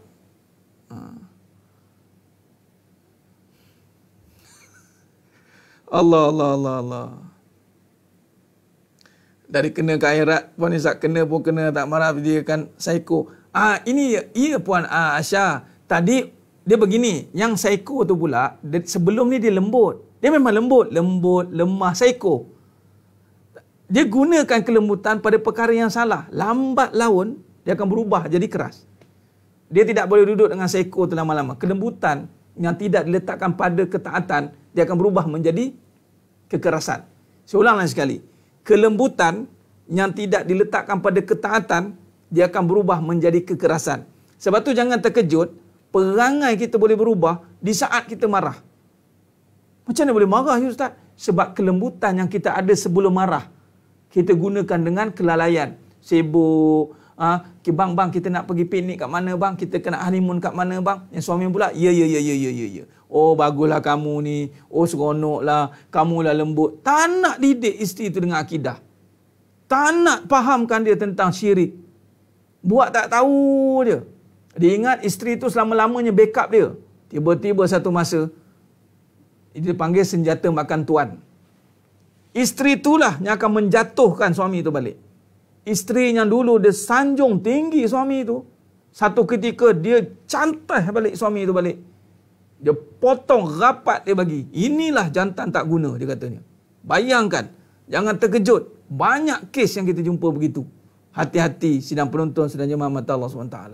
Sebab suami ni, nak pula ada pula suami yang akhir zaman sekarang ini yang mengatakan, oh wanita kena ada harta. Ni belum masuk harta pula ni. Menggalakkan pula ada harta pada wanita. Allah. Tolong suami kira okey lagi. Ni ada sendiri punya. Tak apalah, awak punya, saya punya. Ini kalau tanya ulama-ulama tersohor kita, semua akan memikirkan ini bukan satu perkara yang benar. Hati-hati. Allahu Akbar. Saya lebih kurang sama dengan Teci. Ya Ustaz. Ustaz Ahmad. Allahumma salli ala Muhammad. Akan jadi. Jangan. Kelembutan itu sifat Allah. Latif. Sifat Allah. Sifat Allah itu bila tidak digunakan pada ketaatan, maka dia akan berubah. Allah tak akan benarkan sifat itu dipakai pada maksiat. Contoh kata pelacur tadi. Dia lembut sekejap dia. Cuba kalau tak bayar dia. Dah langgan dia, sekali tak bayar. Siap lagi. Dia ampuk lagi. Dia apa kira aku lembut ni sebab aku nak duit je. Aku lembut ni sebab aku nak duit. Try tengok lembut. kemudian tak bayar dia duit. Tengok perangai dia keluar macam mana. Sebab tu yang benar-benar taat, lembut dengan iman dan taat sebenar, dia akan kekal lembut. Itulah Asiyah. Allahu Akbar. Sekarang nampak tak kenapa Asiyah kekal lembut sampai ke sudah? Why? Kerana dalam hatinya ada iman. Iman ni akan membawa kepada kelembutan. Sama dengan lelaki pun. Lelaki ada dua, lembut dan tegas. Dia kena ada dua. Perempuan tak boleh ada dua. Perempuan satu, kelembutan je. Tak ada istilah perempuan tegas-tegas ni, tak ada. Tak ada nak tegas-tegas, tak ada. Perempuan tidak boleh mewarisi sifat ketegasan. Tak boleh. Yang bebel-bebel, marah-marah ni, ini dah terfitnah dengan dunia sebenarnya. Ya? Minta maaf cakap. Kita cerita je lah apa nak simpan lagi. Allahu Akbar.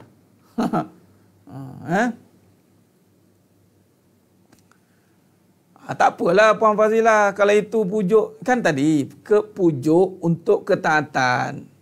Baguslah. Yang isunya sekarang, gunakan untuk kemaksiatan. Gunakan untuk melalaikan suami. Supaya suami ini hanyut dengan belayan seorang isteri. Ada satu cerita tu. Dia kalau saya cerita, dia tahu dah kumpulan mana ni. Allah. Tak apalah. Ada satu kumpulan itu cerita tu. Dia kata, suami ni, dia akan kalah dengan belayan. Jadi kita belai dia sungguh-sungguh. Kita tawan hati dia sungguh-sungguh supaya dia tak nampak perempuan lain. Itu dia. Jadi maknanya apa? Dia buat kelembutan tu untuk apa? Untuk redha Allah ke untuk suami dia tak kahwin lagi? Tak pandang perempuan lain? Itu je lah. Habis tu Ustaz, biarkan je lelaki tu pandang perempuan lain. Siapa kata biar? Ada kita kata suruh biar. Kita kata, janganlah guna kelembutan sekadar untuk itu. Untuk buat suami hanyut. Suami tenggelam dengan kelembutan. Itu je. Dah tak nampak lain. Dia panggil mabuk. Mabuk payang. Dah tak nampak perempuan lain. Dah tak ada. Tanpa mak dia sendiri pun tak nampak. Hati-hati. Dia nak perempuan-perempuan lain sampai mak sendiri pun dia tak nampak dah. Mak dia lah yang paling lembut sekali. Suami yang paling lembut mak. Bukannya isteri. Mak yang pegang dari kecil. Isteri lembut. Itu waktu dah besar. Itu pun tak tahu lagi kelembutan dia tahap mana lagi. Kalau benar dengan iman, baguslah. Tapi kalau dalam hatinya itu, buat sebab dunia, siaplah. Kena tinggal je lagi. Nampak? Sampai tak nampak mak. Mak tu yang paling lembut. Tertutup dengan kelembutan isteri. Sampai ada setengah tu cakap, yang tahu isteri kita je. Isteri yang tahu tentang diri sebab dia tidur sebantal dengan kita. Mak tak tahu. Mak yang melahirkan dengan tidur sebantal. Mana lagi tahu? Sampai kadang-kadang tu menantu cerita tu. Nampak dia tak? Cakap, mak tak tahu anak mak ni macam mana tahu. Anak banyak sungai. Saya yang hidup dengan dia. Mak menjaga. Aku yang melahirkan dia. Kamu ada anak dia, kamu tahu lah. Nampak? Dia kadang berpusing. Sebab tu kadang orang perempuan sampai dia tutup rapat dengan mak-mak dia lupa. Patutnya buat sampai anak lelaki tu jadi nak berkhidmat dengan mak. Ini abang tak sayang saya ke? Asyik lebihkan mak je. Abang pilih. Saya ke mak? La ilaha illallah. La ilaha illallah. Dia buat kerja macam tu. Subhanallah. Nampak? Ini hadis tadi kan? Nampak tak Nabi takut? Nabi kata takutlah dengan wanita. Allahumma salli ala Muhammad. Ini cerita realiti kehidupan tuan-tuan. Berapa ramai yang dah kahwin, dia kurangkan ketaatan dengan mak dia. Berapa ramai? Tu boleh cerita kahwin lagi tu. Kahwin lagi jauh dia dengan mak dia. Dah kahwin pun satu payah mak nak suruh. Kahwin lagi. Tak nampak batang hidung. Allahumma salli ala Muhammad wa ala ali Muhammad.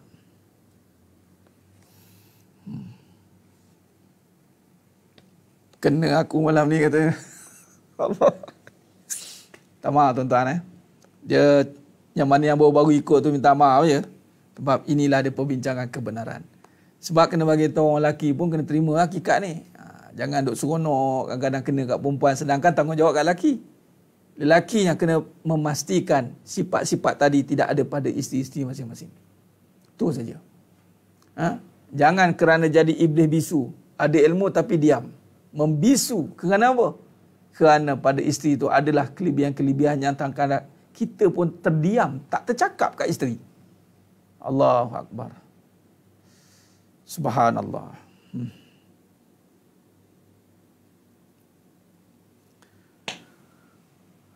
Allah. Baik, jangan kerana rumah tangga kita gagal berkhidmat. Ya. Baik, jadi sidang jemaah mata Allah SWT. Apa cerita isteri jangan sampaikan pada ibu. Begitu juga sebaliknya. Ya, seorang isteri. Tak, cerita Tuan Idris dia begini. Nak bagi tahunya, seorang isteri ni, dia baru kahwin dengan anak lelaki ni, anak mak mentua ni. Tapi seakan-akan macam dia tahu lebih daripada mak dia. Itu maksud saya. Kadang-kadang ni, orang buat statement macam seorang suami lebih rapat dengan isterinya. Tak. Kok mana seorang anak lelaki dia akan rapat dengan mak yang melahirkan. Habis anak perempuan dia akan lebih rapat dengan suami yang asal kejadian. Beza. Beza. Seorang perempuan dia akan lebih rapat dengan suami kerana dia akan berbalik kepada asal kejadian dia lelaki kan. Orang lelaki dia akan lebih rapat dengan mak dia sebab asal kejadian dia mak dia. Ada terbalik. Dia macam tu. Ni ada anak perempuan rapat dengan mak lagi. Rapat dengan mak lagi. Kalau dengan izin tak apa. Tak apa. Kamu baliklah rumah mak kamu. Nah, abang, tak apalah. Kamu rehat, bagi akak kamu pula. Macam tu. Dia ada sistem giliran kan. Abang bagi kamu masa dengan mak kamu ya. Abang dengan akak. Dengan Kak Long. Ni Kak Ngah. Ada 4. Kak Long, Kak Ngah, Kak Lang, Kak Cik. Ada 4. 4. Kak Cu. Dia bagilah yang Kak Long ni, kamu balik dengan mak kamu ya. Sian mak kamu, mak tu ialah nak juga masa dengan kamu. Kamu baliklah. Balik duduk. Abang tak ada ya. Abang ada urusan abang nak dengan mak. Dia ada Kak Ngah tak? Kak Ngah pula. Kak Ngah ni pergilah jumpa awak mak. Tu sistem dia. Tu kebaikan yang ada. Dia Allahumma salli. Yang faham lah, yang tak faham sudah. Okey. Baik, jadi sidang jemaah mata Allah Subhanahu Wa Taala.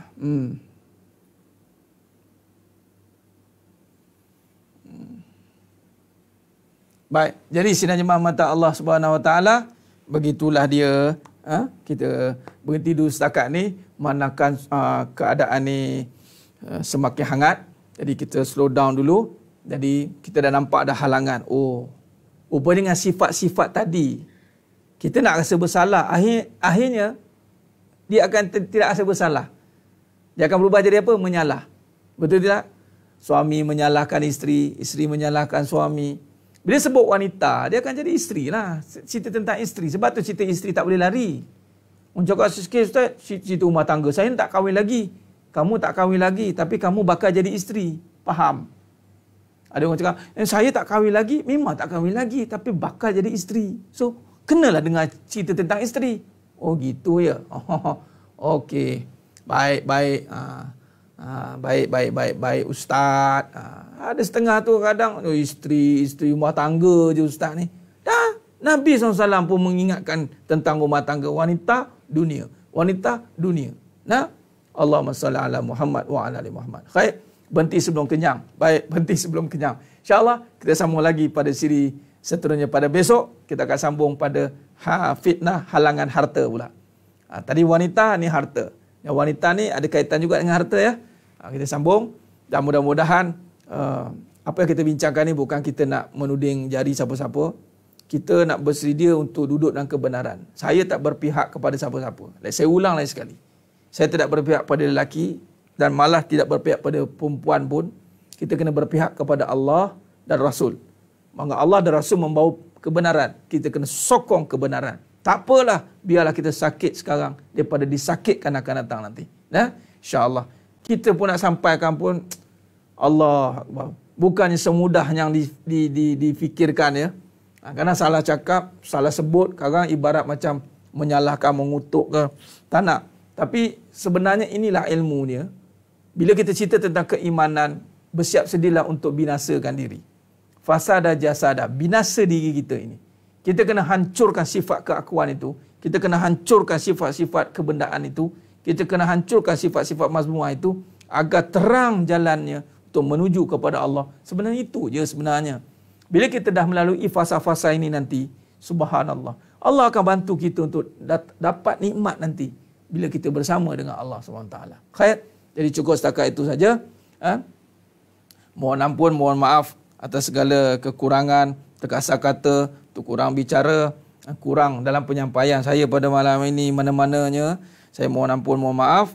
Mudah-mudahan Allah Ta'ala sajalah yang mampu menyempurnakan perbincangan kita pada malam yang penuh barakah ni, insya-Allah. Kita ketemu lagi pada siri yang akan datang, insya-Allah, pada esok hari. Kita bertemu lagi pada siri pengajian online ini pada besok, insya-Allah. Mudah-mudahan yang menonton malam ini Allah bukakan pintu hati, Allah berikan kefahaman, kekuatan untuk berubah menjadi lebih baik dan lebih taat kepada Allah Ta'ala. Dan insya-Allah yang menonton pada malam ini, insya-Allah dipilih oleh Allah SWT untuk dimasukkan dalam syurganya tanpa hisab. Lagi sekali saya mohon maaf. Saya mohon maaf di atas terkasar kata itu kurang bicara, kurang dalam penyampaian. Mudah-mudahan Allah Ta'ala sajalah yang boleh menyempurnakan perbincangan kita pada malam ini. Aku lu qouli hadza wa astaghfirullahalazim li wa lakum. Wabillahi taufiq wal hidayah. Wassalamualaikum warahmatullahi wabarakatuh. Kita tangguh dengan tasbih kafarah dan suratul Asr. Subhanakallahumma wa bihamdik, asyhadu an la ilaha illa anta, astaghfiruka. Bismillahirrahmanirrahim. Wal 'asr innal insana lafi illa alladziina amanu wa 'amilus shalihat wa tawasaw bil haqq wa tawasaw bis sabr. Wallahu a'lam bissawab. Takbir. Allahu akbar.